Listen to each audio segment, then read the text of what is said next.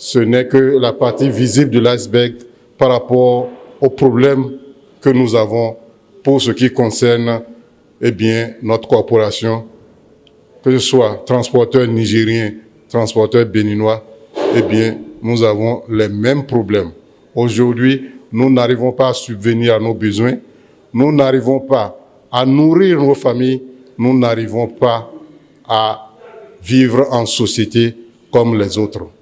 Et ce qui nous fait peur, l'après, je dis bien l'après, après l'ouverture des frontières, qu'allons-nous devenir? Qu'allons-nous devenir? C'est-à-dire, si nous amenons cette marchandise au niveau du Niger, quel sera le sort réservé à nos camions? Quel sera le sort réservé à nos conducteurs? Et quel sera le sort réservé à nous-mêmes face aux importateurs qui ont cette marchandise? Parce que beaucoup de marchandises sont en train de pourrir. Beaucoup de marchandises sont en train d'être volées. Beaucoup de marchandises sont en train d'être vraiment dénaturées. Faute de ce que nos bâches n'arrivent plus à tenir, la pluie, le soleil, le vent, les pertes seront incalculables. Nous nous demandons même si nos camions vont revenir à la maison. Vraiment, c'est triste pour notre corporation. Il va falloir que ceux-là qui ont pris cette décision abjecte, qu'ils pensent à comment appelle-t-on, faire tout possible pour que vraiment ils arrivent à prendre en charge tout ce que nous sommes en train de subir.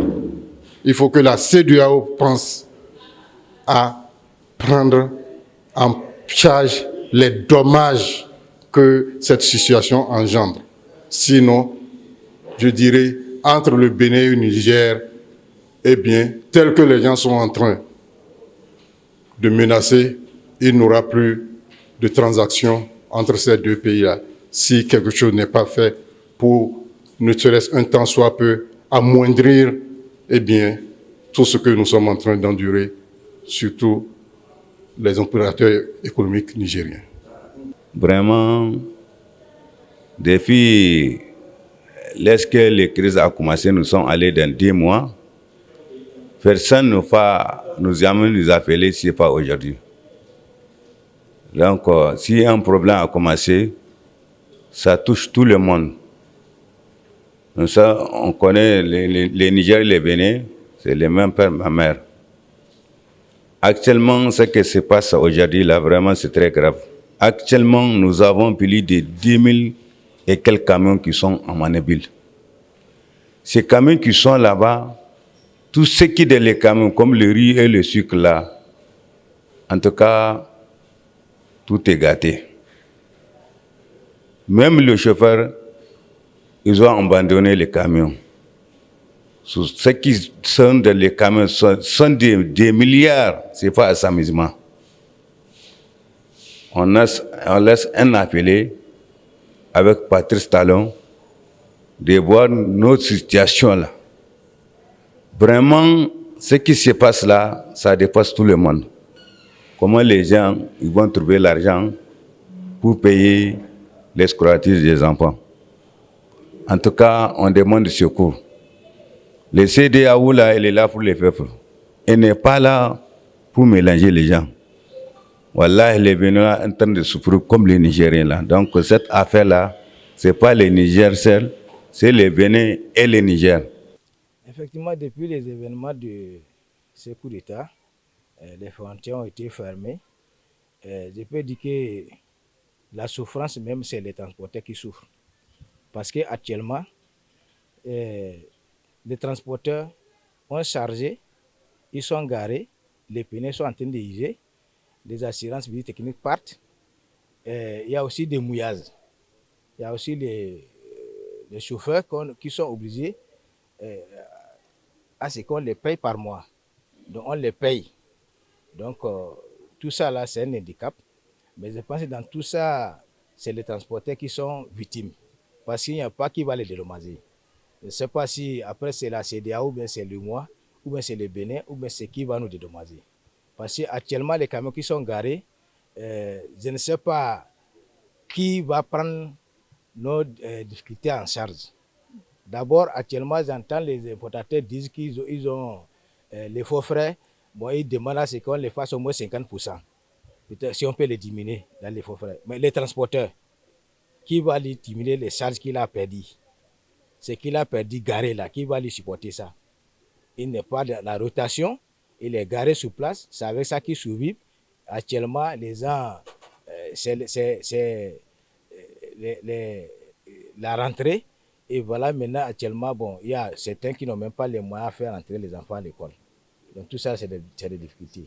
Donc, vous voyez, les transporteurs, c'est les premières victimes dans ça, là. Les bagages qu'on a chargés actuellement, je peux vous dire que à 80% actuellement ne sont pas intacts. Parce qu'il y a l'eau, même si vous avez un bon bâche, ça n'empêche d'avoir l'humidité qui va rentrer dedans et il fait chaud à la chaleur. Vous devez savoir que les riz, quand il y a 10 sacs qui est mouillé, ça contamine tout. Bon, tout ça là maintenant, c'est à la charge de qui? Je pense que ce n'est pas le transporteur qui va prendre cela en charge dans l'avenir. C'est ça. Bon, d'autant plus que nous, les transporteurs, notre immobilisation, on ne sait pas qui va nous payer. Ce n'est pas notre volonté. Au fait de nous bloquer à la frontière, ce n'est pas les souhaits des transporteurs. Donc c'est un événement qui est arrivé et ça a été bloqué. Donc la pluie ne dépend pas de nous. La chaleur ne dépend pas de nous. Donc je pense bien que s'il n'y a pas de vol à l'intérieur du camion, si on va en débat que la marchandise est intacte, je pense que ça là, celui qui a la marchandise devait savoir qu'effectivement ce n'est pas notre faute. On a fait le maximum parce qu'on a gardé la marchandise, on est devenu gardien parce qu'on a signé un contrat de rendre la marchandise à bon port. Bon, maintenant, actuellement, si il y a avarie ou bien quelque chose, s'il n'y a pas de vol, nous, on ne le souhaite pas.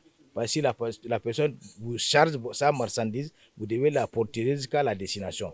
Mais au fait de bloquer, maintenant, ce n'est pas de notre faute. Et la pluie qui vient, ce n'est pas de notre faute. Ça, là, c'est la nature. Donc ça, on doit s'entendre.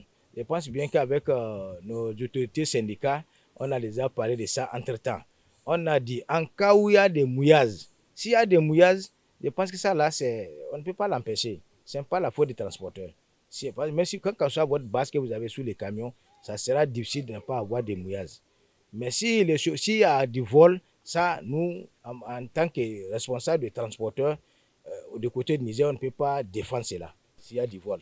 Bon, à l'endroit de nos autorités de deux côtés, en tout cas, ils n'ont qu'à savoir que les transports, c'est un métier. Donc, il ne faut pas qu'ils vont nous banaliser pour nous oublier dans cette histoire-là, même si ça passe. Ils n'ont qu'à savoir qu'on a eu des pertes. Les transporteurs ont perdu beaucoup. Bon, nos pièces, s'ils peuvent voir comment il faut nous aider à diminuer les frais de nos pièces, peut-être les visites techniques conso là, pour nous remonter un peu. C'est ça, ça va nous faire plaisir. Et on ne souhaite même pas encore que ces événements-là nous arrivent encore. Bon, vraiment, les transporteurs souffrent. Les transporteurs souffrent trop. Depuis la fermeture des frontières, les transporteurs souffrent. Bientôt, on a pris même les chauffeurs qui sont là-bas. Il y a du vol. Donc, ils ne sont pas en sécurité. Donc, vraiment, c'est très grave. Voilà, les assurances et les visites techniques, tout exprime. Maintenant, il y a un problème quand ils ont appelé les gens au port, ils ont dû passer par Burkina. Et là-bas, la voie n'est pas en sécurité. Et beaucoup de chauffeurs ne connaissent pas la voie là. Beaucoup de gens ne connaissent pas la voie là. Voilà, nous, les transporteurs, on est dans un problème. Voilà, rentrée arrivée. C'est notre seul domaine. Vraiment, ça ne va pas. Et puis le problème qui est là encore, dans les conditions qu'on est là, si on ouvre les frontières là, ça va être pire même. Parce que pourquoi je dis c'est pire? Les chauffeurs qui sont là-bas, il y a des mouillages, et les chauffeurs sont pris de conteneurs, les sursalés, les gages là, et qui va payer? C'est ça qu'on doit penser à ça encore. Vraiment, ça ne va pas. Moi, j'aimerais que le président passe ce talon, il n'a qu'à voir comment il va gérer pour ouvrir la frontière là. C'est plus mieux. C'est très grave. Vraiment, ça n'arrange personne. Bon, le problème, tu sais, c'est que je peux dire, nous, c'est notre domaine. Il y a concurrence entre Bénin et Togo. Chaque fois, le Togo cherche à attirer des gens pour que les gens vont aller à Togo pour charger. Vous comprenez? Mais au côté Bénin, ça nous avantage. Maintenant, moi, c'est que moi, je vais à Patrice Talon. Lui, s'il dit demain, on peut ouvrir les frontières. Maintenant, le problème, et Kendi et Malaville, ils ont dit qu'ils vont marcher. Et l'État refuse qu'on marche. Alors que ce n'est pas bon. S'ils font leur marche là, ça va motiver pour voir qu'eux-mêmes, ce qu'ils sont en train de faire, ce n'est pas bon. On le refuse de faire la marche et ce n'est pas bon. C'est la guerre, ça ne nous avantage pas. Il faut qu'on s'entende entre nous. Vous comprenez? Si on s'entend entre nous, vraiment, le problème va régler. Et vraiment, ici, le problème qu'on a là, c'est les transports qui souffrent. Là, c'est les transports qui souffrent trop. Les Maliens, ils sont dans de bonnes conditions. Et le problème que nous, on ne souhaite pas, c'est parce que côté Mali, là, le Mali n'a pas de port, Burkina n'a pas de port. C'est Guinée. Ils sont en train de négocier côté Guinée. Si ils puissent négocier côté Guinée, là, c'est grave pour le Bénin. Vous voyez? Alors que Bénin, là, il dépend de le port. Hein. Bénin n'a pas de pétrole, pétrole n'a pas de or, Bénin n'a rien. C'est le port. Au moins de ne pas suivre d'autres leaders. Vous me suivez? On est en train de parler même d'Algérie. Si Algérie a ouvert son port, l'autre a ouvert son port Guinée là, c'est grave pour le Bénin. Moi, je sais que le problème qui s'est passé là, ça ne va pas être comme avant. Parce que le Niger s'est fâché. Mais on ne peut pas dire que les gens ne pas travailler avec le Bénin. Ça, c'est impossible. Mais ça ne va pas être comme avant. Trop même. 80% ça vient de Niger. Tout le monde sent ça. Même pas les transporteurs. Tout est cher. Parce que le Bénin vit de port. On a fermé la frontière du Nigeria. Et les gens n'ont pas senti ça. Ici, là, presque un mois. C'est comme si on a fait 10 ans. Vraiment, moi, j'ai perdu beaucoup de choses. Actuellement, nous sommes allés dans 2 mois sans travail. Je suis avec ma famille.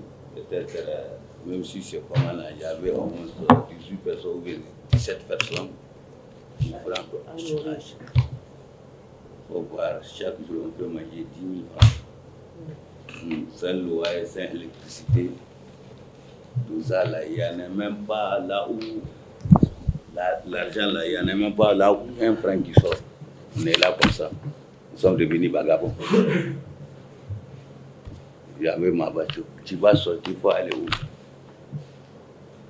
Tu restes à la maison, les enfants, ils vont te poser la question.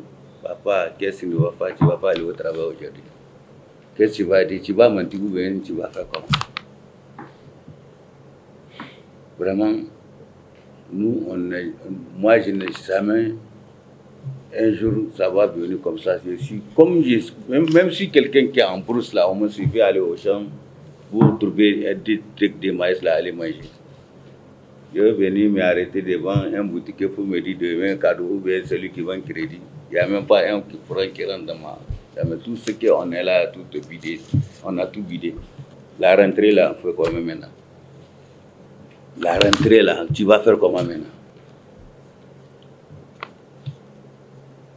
Donc voilà un peu ce que je dois t'expliquer.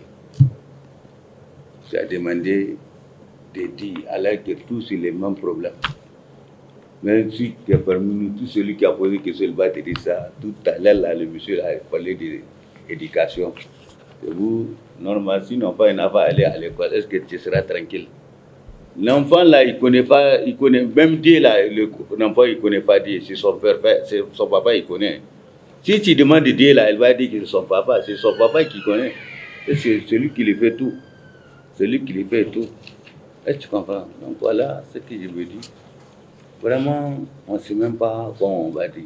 Il n'y a aucune explication. Vraiment, quand même on pense à ça là, ça me donne des malades. Tout à l'heure, là, j'ai allé voir mon docteur. Tu ne sais pas s'il s'agit de quoi.